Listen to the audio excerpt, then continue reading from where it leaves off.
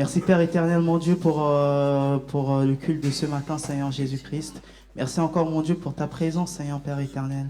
Que nous puissions, Seigneur mon Dieu, oui, être libres, Seigneur Père éternel, de t'adorer, te louer, Seigneur Jésus-Christ, à travers, Seigneur mon Dieu, tes chants, Seigneur mon Dieu, à travers ta parole, Seigneur Père éternel, que nous puissions sortir d'ici, Seigneur Père éternel, remplis de toi, Seigneur Jésus. Merci encore, Père, pour tout, Jésus. Amen. Amen. Amen. L'Éternel est mon berger. Est-ce que vous le croyez? Alors, avant de prendre ce chant, on va lire tous ensemble ce verset qui nous dit « L'Éternel est notre berger », tous ensemble, telle une prière.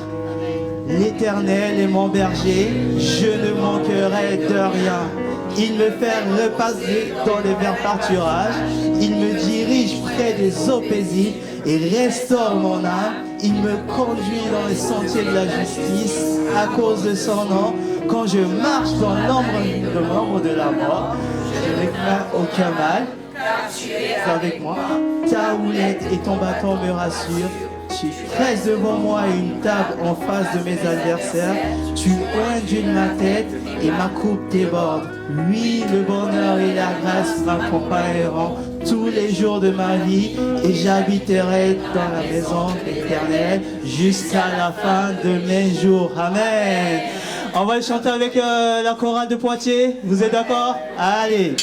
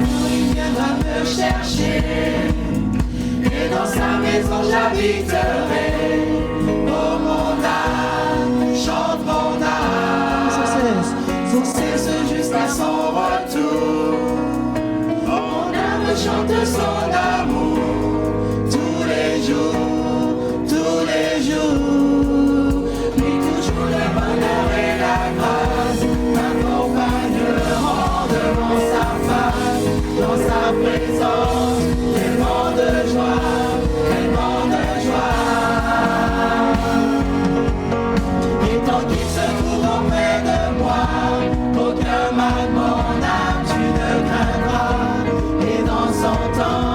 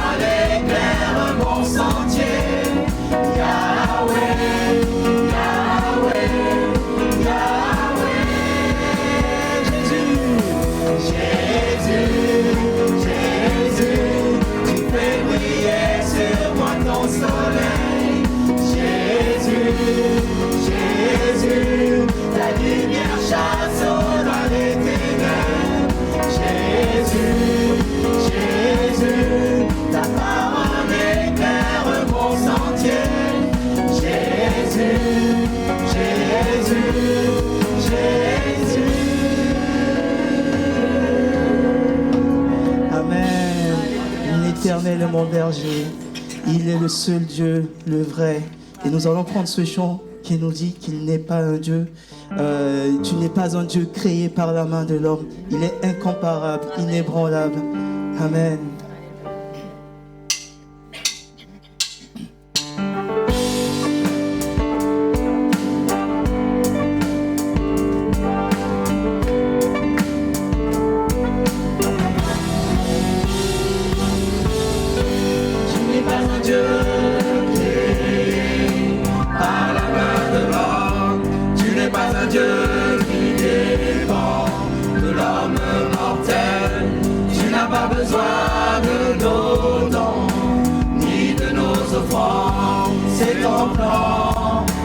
C'est ta volonté. Tu n'es pas un Dieu créé par la main de l'homme. Tu n'es pas un Dieu qui dépend de l'homme mortel. Tu n'as pas besoin de nos dons ni de nos offrandes. C'est ton plan et c'est ta volonté. À toi seul est Dieu. Avant tous les temps, assis sur le trône, oui, toi seul est Dieu. Dans les bons ou dans les mauvais temps, assis sur le trône, oui, toi seul est Dieu.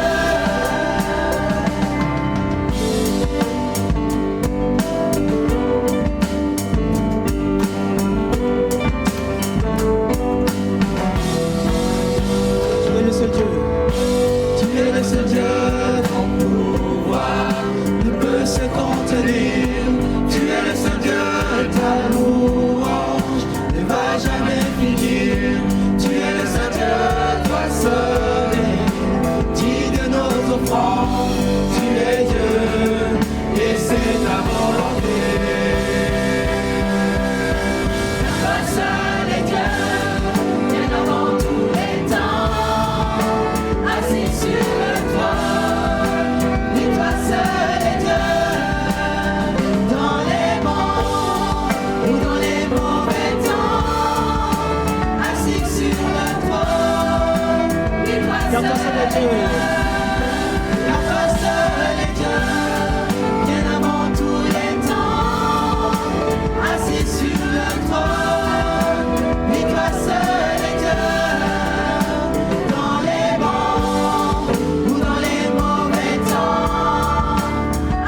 Sur le trône, oui, toi seul est Dieu.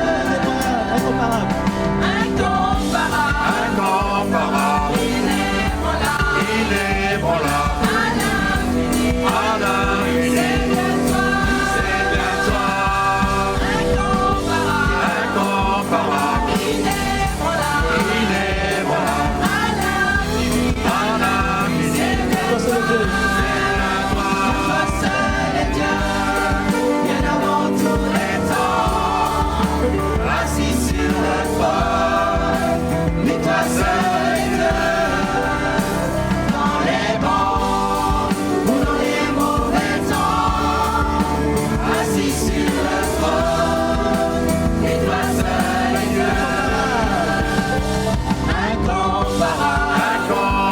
Incomparable, inébranlable,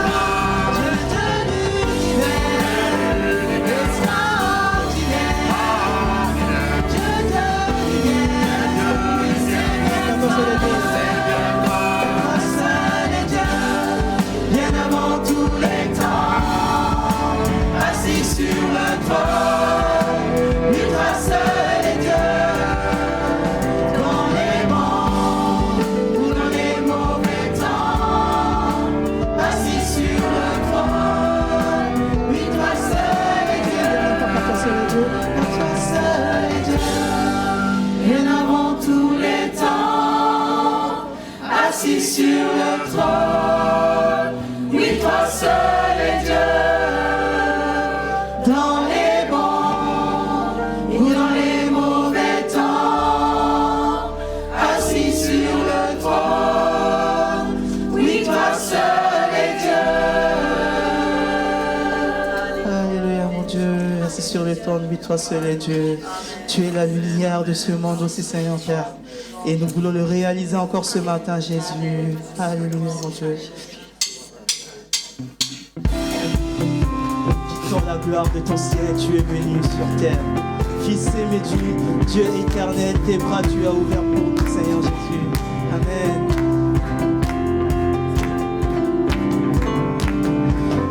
Dans la gloire de ton ciel, tu es venu sur terre. Fils aimé du Dieu éternel, tes bras tu as ouverts. Ta grâce a bouleversé le cours de notre humanité. Nous crions ensemble, victoire, Christ est la lumière du monde. Que sa gloire couvre la terre, puissance infinie qui libère. Son nom est saint, il est saint, il est saint. Nous les fils et les filles du roi, entendant chaque jour un hymne de gloire et de joie, célébrant son amour. Les nations de la terre. Les nations de la terre s'inclineront devant le Père, chanteront ensemble, victoire, Christ est la lumière du monde. Que sa gloire couvre la terre, puissance infinie qui libère. Son nom est saint, il est saint, il est saint. Christ est la lumière du monde. Que sa gloire couvre la terre, puissance infinie qui libère. Son nom est saint, il est saint, il est saint. Son nom est saint. Il est saint, il est saint. Amen. Bénis Dieu, ô mon âme. Reconnais ses bienfaits. Alléluia, Jésus.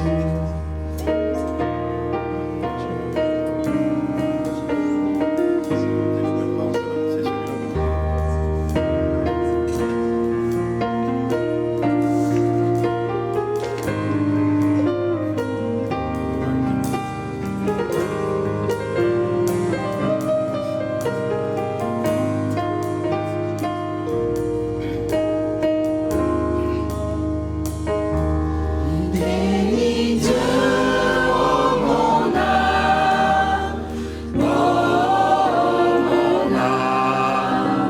rends gloire à son saint nom. Oh, chante comme jamais, oh mon âme, rends gloire à son saint nom. Voici l'aurore nous donne un nouveau jour. Pour toi chante un célébré.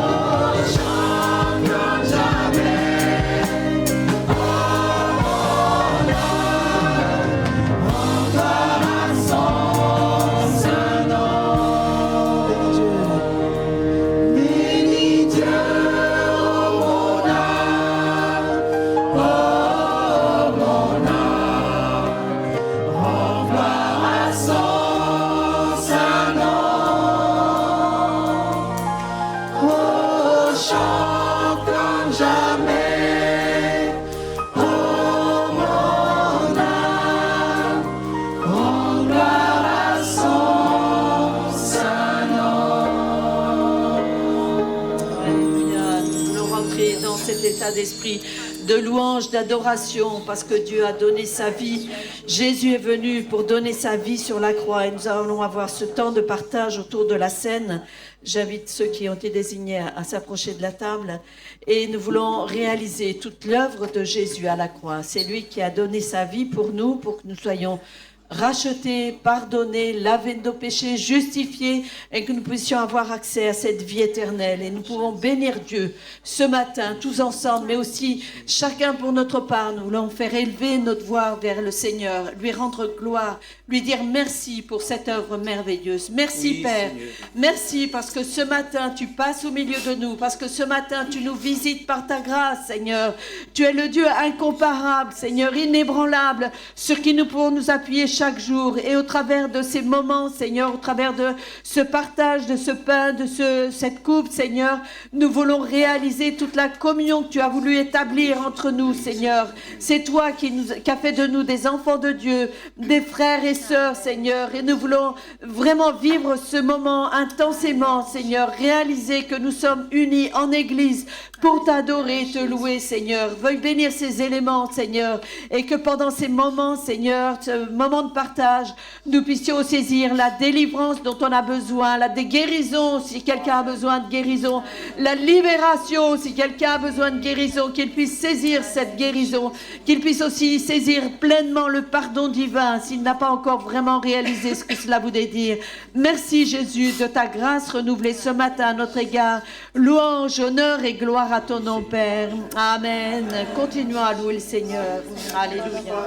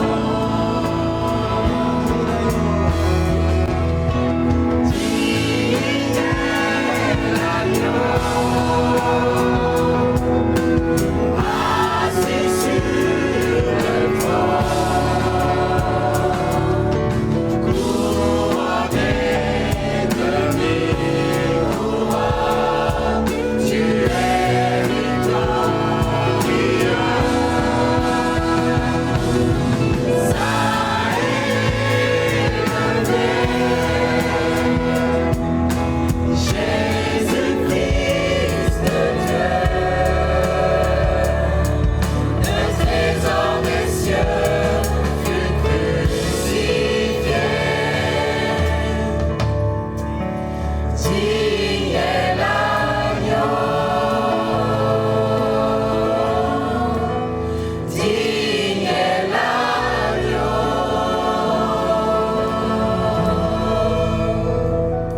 digne est l'agneau.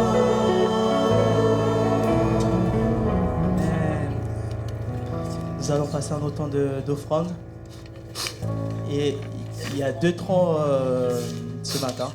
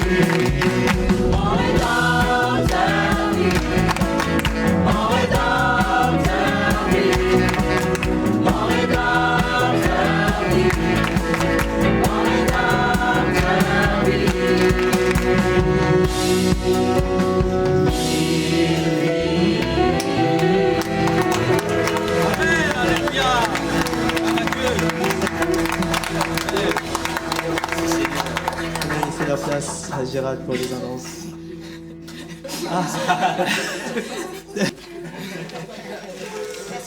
C'est toi qui l'as? Ça va, c'est le même bois. Digne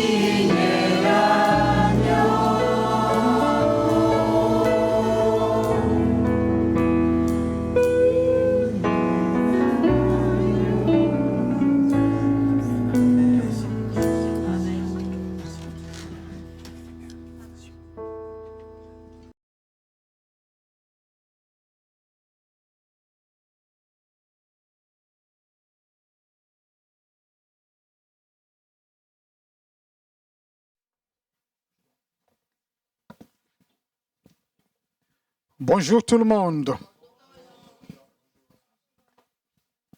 Que Dieu nous bénisse. Il y a ces paroles qui reviennent dans mon cœur là. Je sais qu'il m'a sauvé.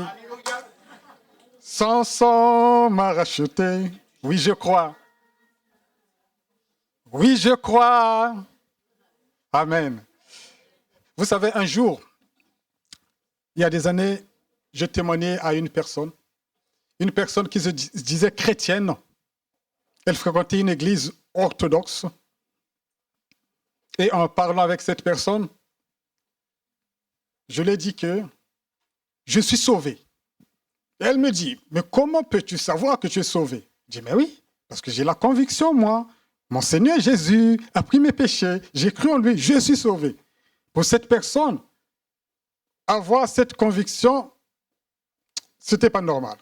Alors qu'elle se disait chrétienne. Vous savez, aujourd'hui, il y a des gens qui fréquentent l'église, qui n'ont pas cette conviction en eux, qu'ils sont sauvés. S'il y a une chose à quoi tu dois aspirer toute ta vie, c'est de ne pas rater le ciel. Jésus a donné sa vie pour qu'un jour on soit avec lui là-haut. Amen. Père céleste, je bénis ton saint nom. Je te loue, Seigneur Dieu, toi le Créateur, le Maître de l'univers. Tu nous as révélé ton nom, le nom de Jésus par lequel nous sommes sauvés. Et reçois notre adoration. Tu es assis sur ton trône, tu rayonnes de gloire, et les anges ne cessent de crier autour de ton trône, Saint, Saint, Saint est l'Éternel Dieu. Et nous proclamons ta sainteté, Seigneur, dans notre assemblée. Ton nom est grand, le nom de Jésus. Ton nom est saint, ton nom est puissant. Et nous te prions, notre Dieu, que tu puisses embraser nos cœurs, Seigneur. Nous avons tellement besoin de toi. Saint-Esprit, Seigneur, je te demande que tu puisses m'aider à apporter ce message en toute sagesse et intelligence spirituelle. J'ai besoin d'être guidé, conduit par toi. Et bénis ton peuple, rassemblé en ce lieu dans le nom de Jésus. Amen. Amen, amen. Dites à votre voisin, tu es au bon endroit. Ah oui. Ah oui, ah oui, ah oui, ah oui. Ah là là.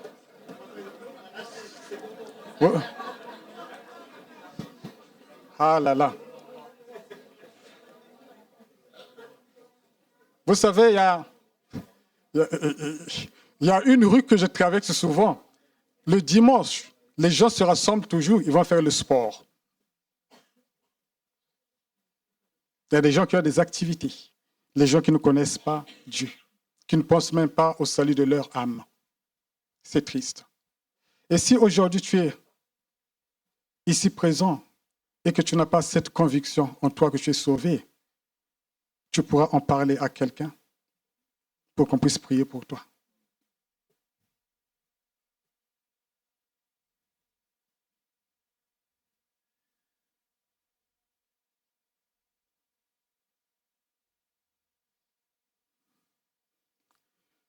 Alors, je vais donc prendre le message que je vais partager avec vous ce matin.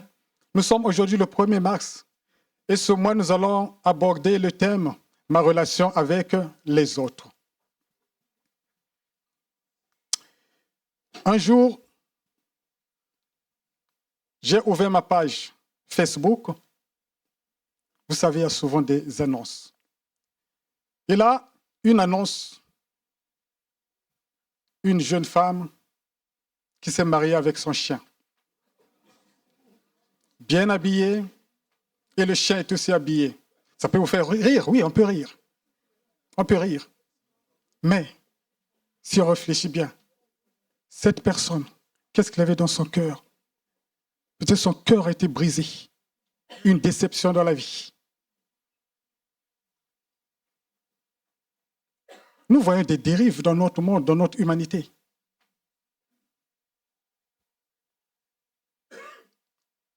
une personne peut accorder plus d'importance à un animal qu'à un être humain.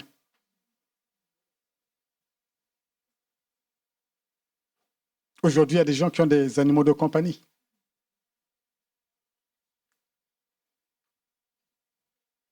Vous savez, même pour les animaux, il existe une assurance. Ah oui, aujourd'hui ça existe. Ouais, ça existe. Ouais. Moi, j'ai fait des études vétérinaires. C'est vrai que aujourd'hui, les soins vétérinaires coûtent parfois plus cher que les soins humains. Mais nous, on va parler des relations humaines. Amen. Les relations humaines. Amen. Et en réfléchissant sur ce message que je vais partager avec vous ce matin, une pensée claire est venue à l'esprit. La base ou le fondement de toute relation est l'amour. Que ce soit l'amour, notre relation avec Dieu ou notre relation avec les autres. C'est l'amour. Et dans notre relation avec les autres, nous devons voir également l'œuvre de la croix de Jésus.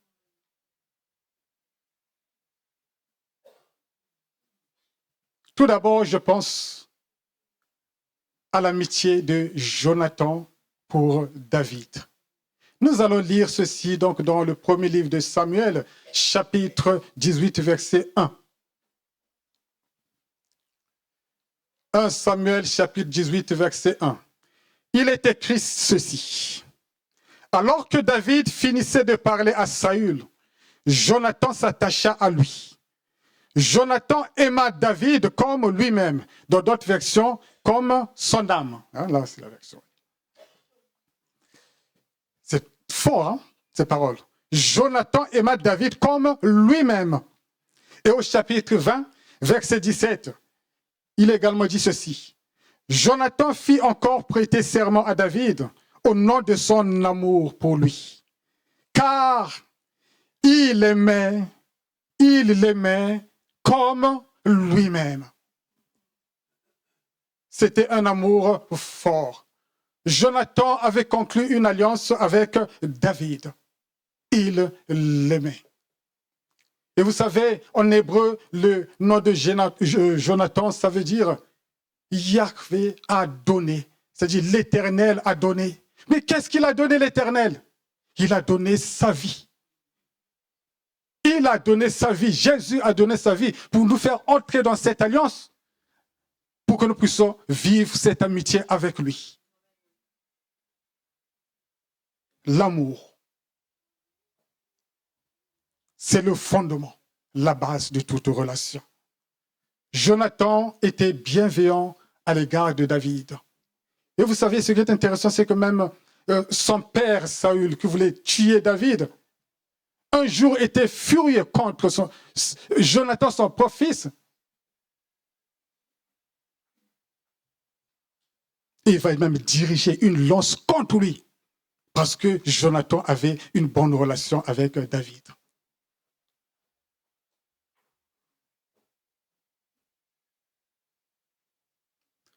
Le Seigneur Jésus, un jour, a été interrogé par un homme religieux. Un homme qui connaissait bien les Écritures, un docteur de la loi, le professeur qui vient voir Jésus. Et c'est écrit dans Matthieu chapitre 22, versets 36 à 40. Cet homme va s'adresser à Jésus en disant ceci. Maître, quel est le plus grand commandement de la loi? Jésus lui répondit. Tu aimeras le Seigneur ton Dieu de tout ton cœur, de toute ton âme et de toute ta pensée, et dans d'autres versions, de toute ta force. C'est le premier commandement et le plus grand. Et voici le deuxième qui lui est semblable. Tu aimeras ton prochain comme toi-même. De ces deux commandements dépendent toute la loi et les prophètes. tu aimeras ton prochain comme toi-même. Nous l'avons lu. Jonathan aimait David comme lui-même. Et vous savez, Dieu, il nous aime comme lui-même. Vous savez pourquoi? Parce qu'il nous a créés à son image. Ah oui. Il nous aime comme lui-même.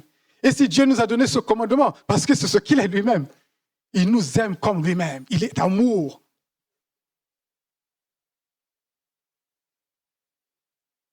Les deux commandements vont de pair. On ne peut pas les dissocier.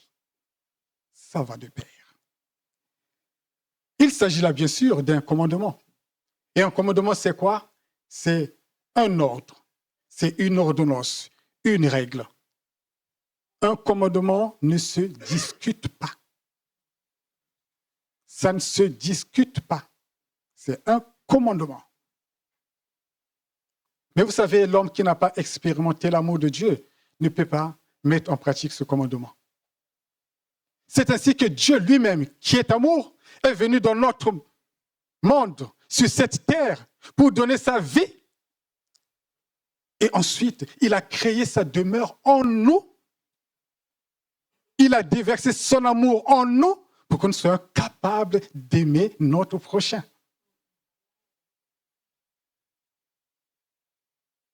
Et c'est de l'amour que découlent toutes les qualités que nous devons manifester à l'égard des autres.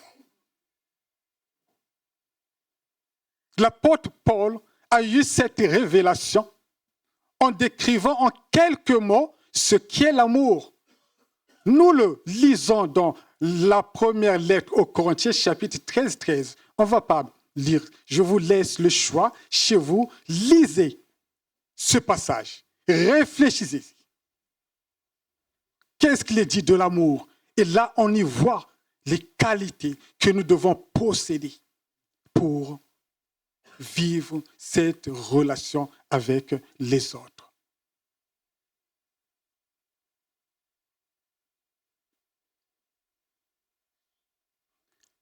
D'ailleurs, quand Moïse va s'adresser au peuple en donnant ce commandement, il ne s'adressait pas à d'autres peuples qui ne connaissaient pas Dieu, mais plutôt au peuple choisi auquel Dieu a manifesté son amour. Les autres nations ne connaissaient pas ce Dieu.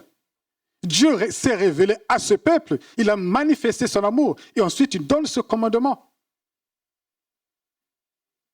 C'est pour cela que je vous ai dit, si on n'expérimente pas l'amour de Dieu, c'est difficile d'aimer son prochain comme il se doit d'un véritable amour. Alors, nous pouvons déjà le constater. Dès le commencement de l'humanité, comment est-ce que le péché s'est infiltré et a détruit la relation entre deux frères. Il s'agit de Caïn et Abel. Vous connaissez bien cette histoire. Le Seigneur avait déjà averti Caïn en lui disant, le péché se couche à la porte et ses désirs se tournent vers toi. Mais domine sur lui. Domine sur lui. Malheureusement, Caïn n'a pas pris en considération la parole de Dieu. Il s'est laissé dominer par le péché et par la suite, il va commettre cet acte odieux en tuant son propre frère. Là, on voit déjà comment est-ce que Satan s'est infiltré dans les relations. Et vous savez ce que la Bible nous dit? L'apôtre Jean va avoir cette parole révélatrice en disant ceci dans sa première lettre, 1 Jean chapitre 3, versets 11 et 12.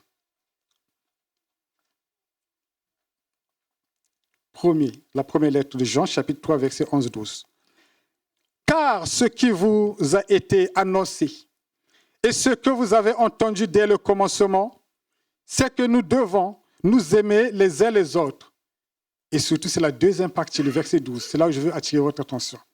Et ne pas ressembler à qui? À Caïn, qui était du malin, c'est-à-dire de Satan, et qui tua son frère.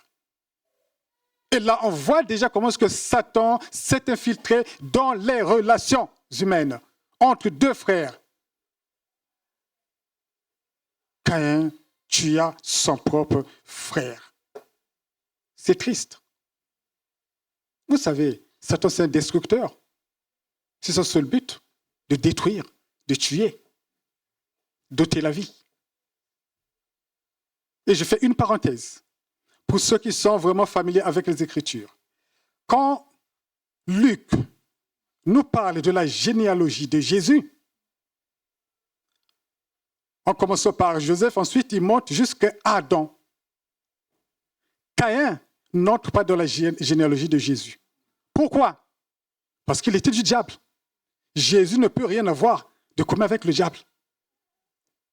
Et Abel qui a été tué a été remplacé par qui? Par Seth. Et Seth entre dans la généalogie. Abel le juste a été tué, haï par son propre frère. Ce frère qui est inspiré par le diable. Et c'est ce qu'il fait même aujourd'hui dans les relations humaines. Il veut détruire les relations.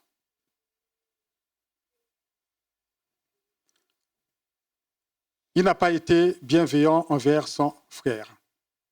Et quand nous parlons du meurtre, souvent on n'y pense qu'à l'acte physique. Mais vous savez ce que le Seigneur Jésus nous dit? Il va plus loin. On va lire cela dans Matthieu chapitre 5, versets 21 à 26. Matthieu chapitre 5, 21 à 26. Vous avez appris qu'il a été dit aux anciens, tu ne commettras pas de meurtre. Celui qui commet un meurtre mérite de passer en jugement. Mais moi, je vous dis, tout homme qui se met sans raison en colère contre son frère mérite de passer en jugement. Celui qui traite son frère d'imbécile mérite d'être puni par le tribunal. Et celui qui le traite de fou mérite d'être puni par le feu de l'enfer. C'est fort ces paroles. Ce n'est pas que l'acte physique. Et là, Jésus nous dit, attention, les paroles que vous prononcez contre votre prochain, c'est des paroles condamnables.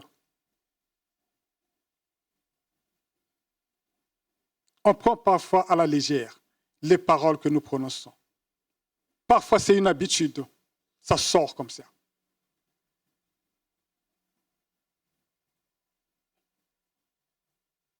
Les paroles que nous prononçons peuvent édifier quelqu'un, peuvent également détruire la personne. C'est fort ce que Jésus nous enseigne. Et Dieu accorde une grande importance à notre relation avec les autres. Et il va continuer en disant ceci.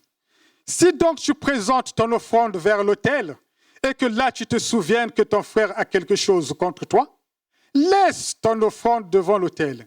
C'est bien de présenter l'offrande à Dieu, c'est bien. Mais qu'est-ce que Jésus dit? Laisse ton offrande. Et quelle démarche il faut faire? Va d'abord te réconcilier avec ton frère. Puis viens présenter ton offrande. Mets-toi rapidement d'accord avec ton adversaire pendant que tu es en chemin avec lui. De peur qu'il ne te livre au juge, que le juge ne te livre à l'officier de justice et que tu ne sois mis en prison. Je te le dis en vérité, tu n'en sortiras pas avant d'avoir remboursé jusqu'au dernier centime. Jésus dit, va d'abord te réconcilier. Ce qui est important pour Dieu, c'est la paix avec les autres. C'est pour cela que la parole nous dit, soyez en paix avec tous les hommes. Si cela ne dépend que de nous, bien sûr. Malheureusement, il y a parfois des gens qui ne veulent pas être en paix avec nous. Mais de notre côté, on doit rechercher cette paix. Dieu accorde une grande importance à nos relations.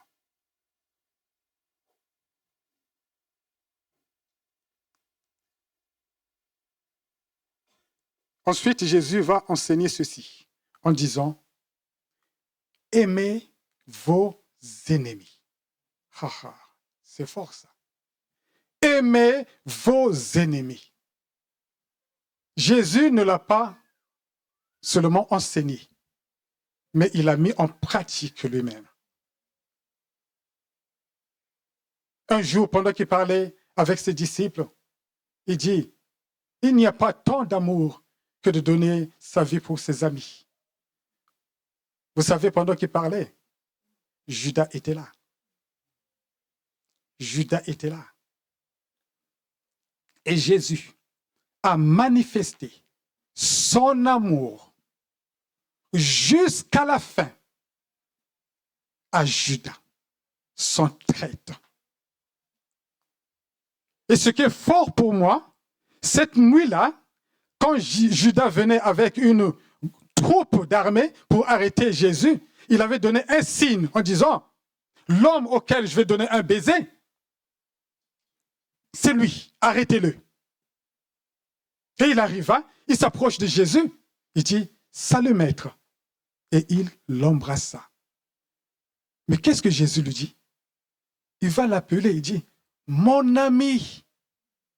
Il dit « Mon ami ». Ce que tu es venu faire, fais-le. Ah, ton traître, tu l'appelles mon ami. Soyons honnêtes. Est-ce que vous pouvez appeler ami quelqu'un qui vous a trahi, quelqu'un qui vous a fait du mal? Soyons honnêtes. Eh oui, c'est compliqué. C'est compliqué. Mais Jésus, il est amour. Il est amour. C'est vrai que l'homme né dans le péché ne peut pas, par ses propres efforts, aimer Dieu, aimer son prochain. Ce n'est que possible par l'œuvre de la croix. C'est quand Dieu fait œuvre en nous, on est capable d'aimer.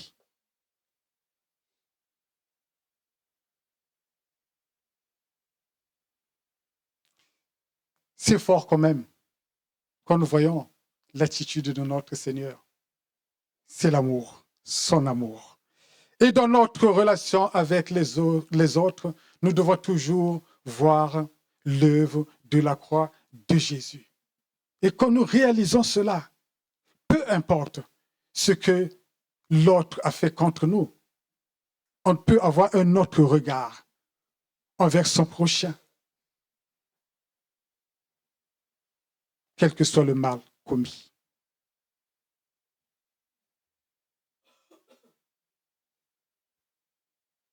Et un peu plus loin, quand je méditais, un passage est venu à l'esprit. On va lire cela dans Éphésiens chapitre 4, versets 29 à 32.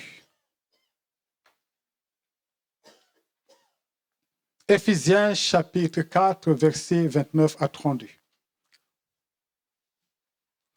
Qu'aucune parole mauvaise ou bien malsaine ne sorte de votre bouche. Encore, les paroles. Mais seulement de bonnes paroles qui, en fonction des besoins, servent à l'édification et transmettent une grâce à ceux qui les entendent. Et c'est là que je voudrais attirer votre attention. N'attristez pas le Saint-Esprit de Dieu. N'attristez pas le Saint-Esprit de Dieu. N'attristez pas le Saint-Esprit de Dieu, par lequel vous avez été marqués d'une empreinte pour le jour de la libération. Que toute amertume, toute fureur, toute colère et tout éclat de voix, toute calomnie et toute forme de méchanceté disparaissent du milieu de vous. Soyez bons et pleins de compassion les uns envers les autres. Pardonnez-vous réciproquement comme Dieu nous a pardonné en Christ. N'attristez pas le Saint-Esprit. Comment peut-on attrister le Saint-Esprit? C'est simple. La réponse est claire. Par notre attitude, les paroles que nous prononçons, notre attitude, ou bien les émotions que nous entretenons en nous. Jésus parlait des paroles. Et là, Paul va se dire, attention, qu'aucune parole malsaine. Et ensuite, il va nous parler des émotions qu'on peut avoir. Et quand il nous dit n'attristez pas le Saint-Esprit, cette parole est en lien avec notre relation envers les autres. Le mot attrister en grec est lupéo. Ça veut dire rendre affligé, affecté de tristesse, jeté dans la douleur, chagriné, offensé, faire que quelqu'un soit gêné, attristé. Et quand je pense encore à Caïn, il a attristé Dieu. Et rien que dans cet homme, on peut voir cette amertume parce que Dieu n'avait pas accepté son offrande. On voit cette fureur, cette colère envers son frère. Caïn a méprisé la parole de Dieu. Il ne s'est pas laissé corriger par Dieu. Il a entretenu cette méchanceté qui était dans son cœur. Et ça va aboutir jusqu'au meurtre.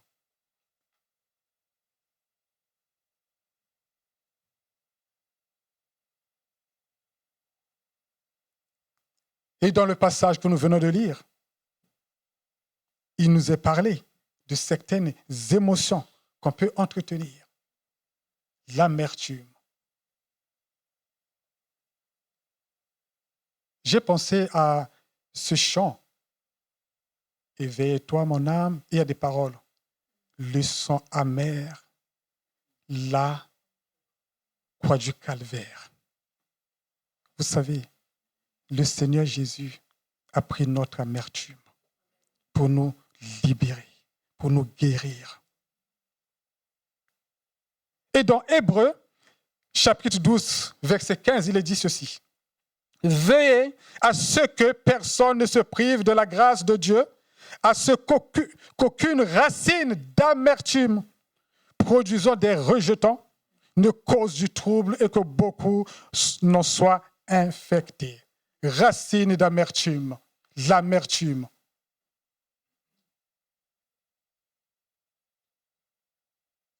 La colère, la fureur. Ça doit disparaître parce que nous attristons le Saint-Esprit, nous attristons Dieu. Ne prenons pas à la légère les paroles qui sortent de nos bouches. Les émotions. Quand c'est comme ça, tu viens au Seigneur, je dis Seigneur, guéris-moi. Tu me connais. On ne doit pas entretenir ces émotions dans nos vies. En revanche, il est dit, soyez bons, pleins de compassion les uns envers les autres. Soyez bons. Le mot bon utilisé ici, en grec, veut dire Christos, qui a plusieurs significations. Ça veut dire aimant, bienveillant, bon, doux, vertueux, plaisant, opposé à rude, tranchant et amer. Soyez bons. Alors, Vous savez ce que le Seigneur Jésus a dit? Personne n'est bon si ce n'est que Dieu. Pourquoi? Parce que Dieu, il est amour. C'est sa nature. Et ce n'est pas la nôtre. Nous qui sommes nés dans le péché, on n'est pas bon. On n'est pas bon. Nous sommes faillibles. Mais, par la puissance de Dieu qui œuvre en nous, il nous rend capables de devenir bons. Il nous rend capables. C'est l'œuvre de la croix. Il n'y a que ce Dieu qui est bon. Il fait son œuvre en nous et nous dit maintenant, soyez bons. C'est compliqué, hein, la vie, hein, les relations. Mais vous savez, la bonne nouvelle, c'est que Dieu qui a commencé cette œuvre en nous, il va la mener à la perfection. Laissons-nous transformer par Dieu. Si nous croyons en Dieu qui est amour, nous venons puiser auprès de lui. C'est lui la source. C'est lui la source. C'est vrai qu'un homme qui est rempli d'amertume, de colère, de fureur, de méchanceté, ne peut pas être bienveillant à l'égard de l'autre. Ce n'est pas possible. Et ensuite, il nous a dit, pardonnez-vous. Pardonnez-vous. Ah oui, et là, nous réalisons que nous avons été pardonnés par Dieu. Il nous a pardonné nos péchés. Et à notre tour, on peut pardonner l'autre. Si tu n'arrives pas à pardonner une personne, ça veut dire que tu n'as encore rien compris de la croix. Ce que le Seigneur a fait pour toi. Si tu as besoin d'aide, crie au Seigneur.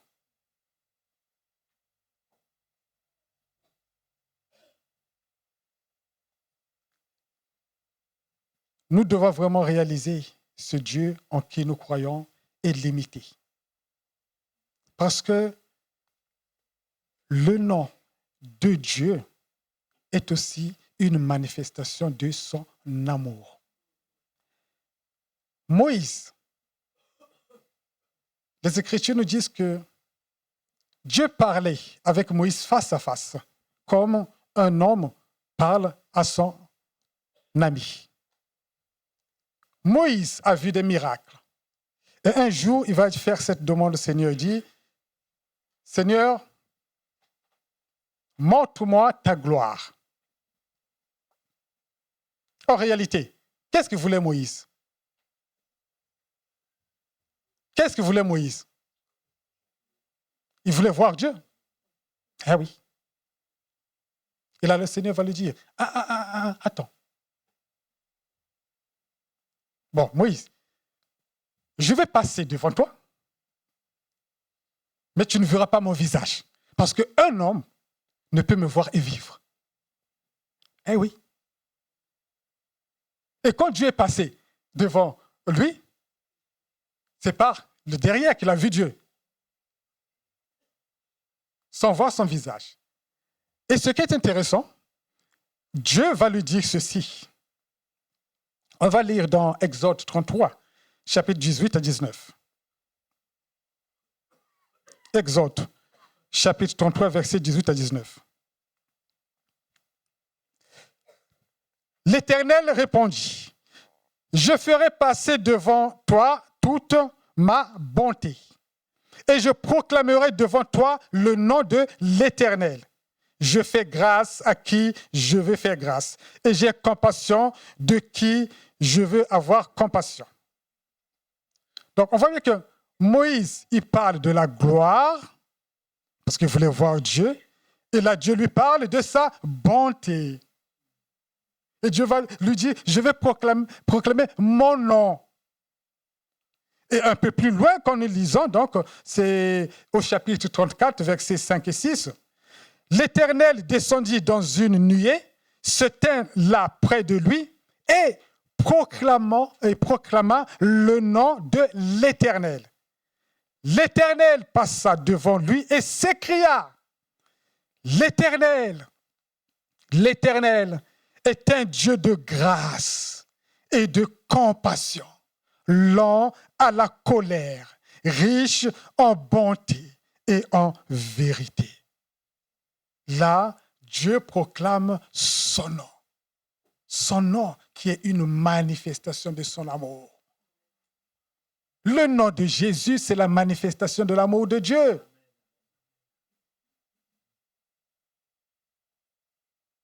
Souvent, nous, quand on pense à la gloire, on voit que le miracle, la puissance. Mais vous savez, Dieu dit ceci, à cause du péché, on a été privé de sa gloire. Mais en Jésus, il nous a donné sa gloire.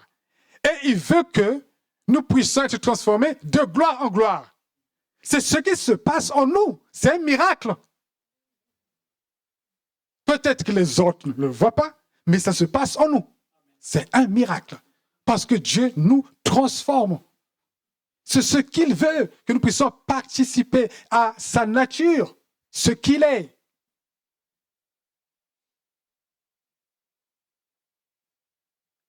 Donc, si nous croyons en Jésus, qui est le vrai Dieu, alors nous devons manifester toutes ces qualités dans notre relation avec les autres.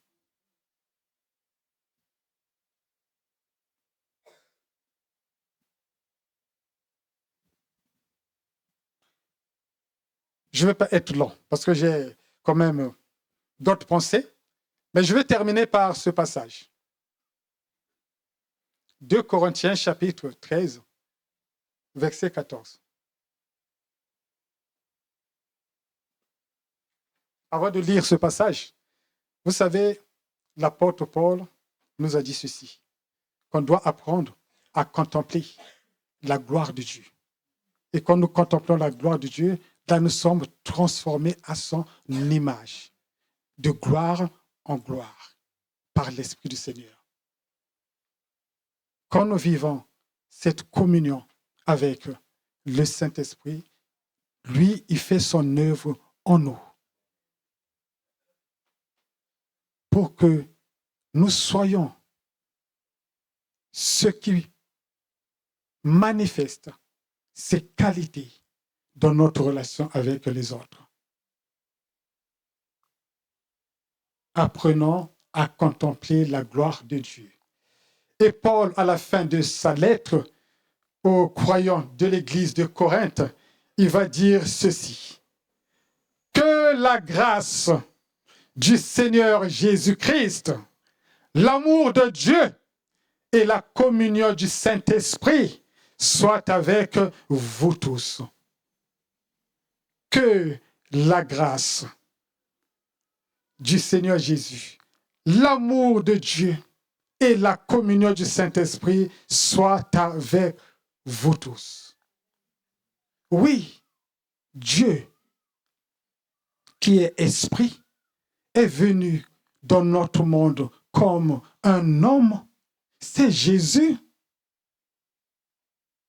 Ce Dieu a manifesté sa grâce, nous a accordé sa grâce pour nous sauver. Et aujourd'hui, il nous appelle à vivre cette communion avec lui. Et c'est là qu'il nous transforme.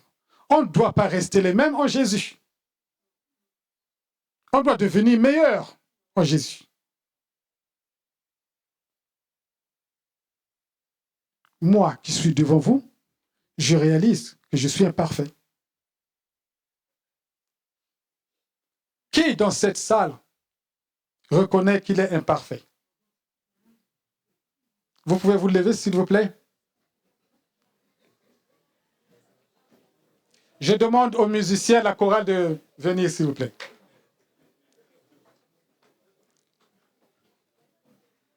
Ah, je pensais que j'étais seul. Aïe, aïe, aïe, aïe, aïe, gloire à Dieu. On a tous besoin.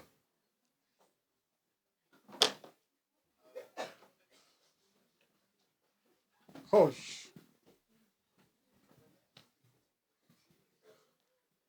Je veux vraiment insister sur ces paroles que le Seigneur dit.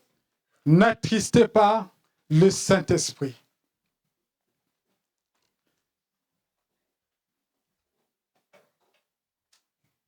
Sans le vouloir, peut-être que tu as attristé le Saint-Esprit. Je vais vous demander que chacun prie pour soi. Dieu connaît nos cœurs. Devant lui, tout est nu. On peut paraître devant les autres, hein? Nickel. Mais ce qui se passe là, il le sait. Que le Seigneur nous aide à nous débarrasser de tout ce qui n'est pas agréable à ses yeux. Comme on l'a vu dans les Saintes Écritures, les paroles, les émotions.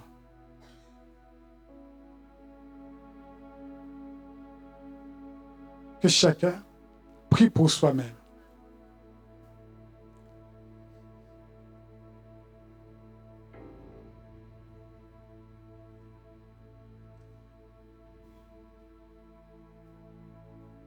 Père,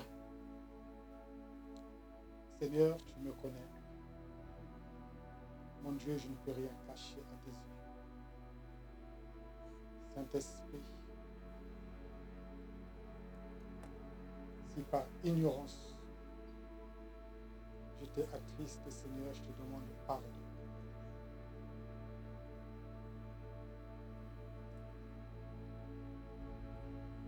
Mon Dieu, use de grâce, Seigneur.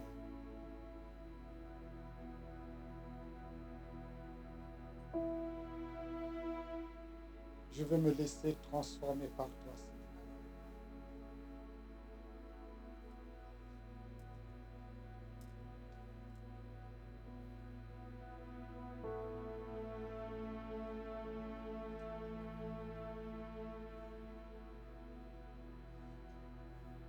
Oui, Seigneur, nous sommes devant toi. Je te prie, mon Dieu, que tu puisses purifier nos lèvres, que tu puisses purifier nos cœurs, Seigneur, purifier nos pensées.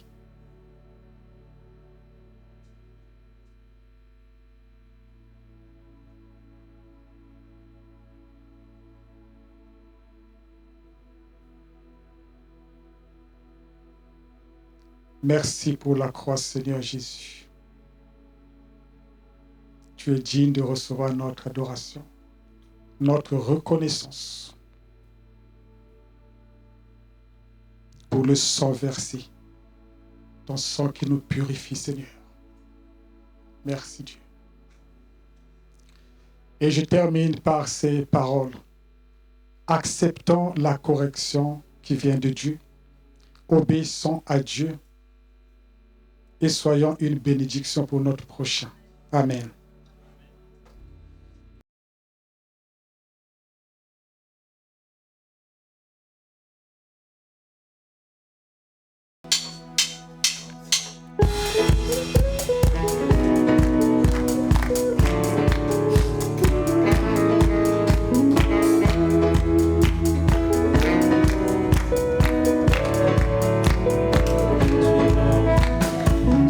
Tu es bon et ta grâce envers nous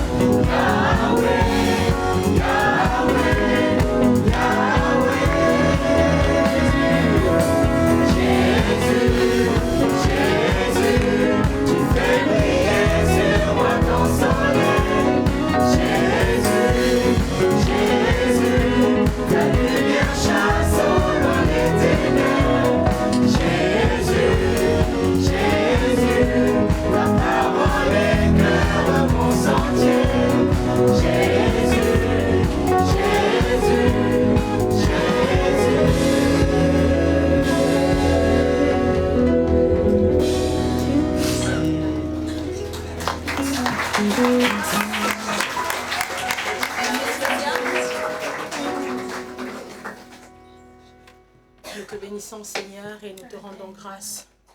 Merci Seigneur pour ce moment extraordinaire que nous avons passé tous ensemble. Écouter ta parole Seigneur, la recevoir dans nos cœurs Seigneur Jésus. C'est toi Seigneur qui nous donnera la force de pratiquer ta parole Seigneur. Et nous allons le faire Seigneur parce que nous t'aimons Seigneur. Tu nous as montré ton amour en venant sur cette croix du calvaire Seigneur. Et nous voulons Seigneur en retour te recevoir dans nos cœurs, pour te dire aussi que nous t'aimons, Seigneur. Nous te bénissons, Seigneur, pour cette matinée. Nous te recommandons le reste de la journée, le retour de chacun, Seigneur. Accompagne-nous dans nos maisons, Seigneur, que nous puissions retrouver les frères et sœurs qui sont restés à la maison et que nous puissions leur communiquer cet amour, cette parole, ce Saint-Esprit qui est encore ravivé en nous, Seigneur. Bénis notre semaine, Seigneur. Bénis ton assemblée, toutes les familles représentées, Seigneur. Que ta paix et ta grâce nous accompagnent. Au nom de Jésus-Christ. Amen. Merci, bon retour, bon dimanche.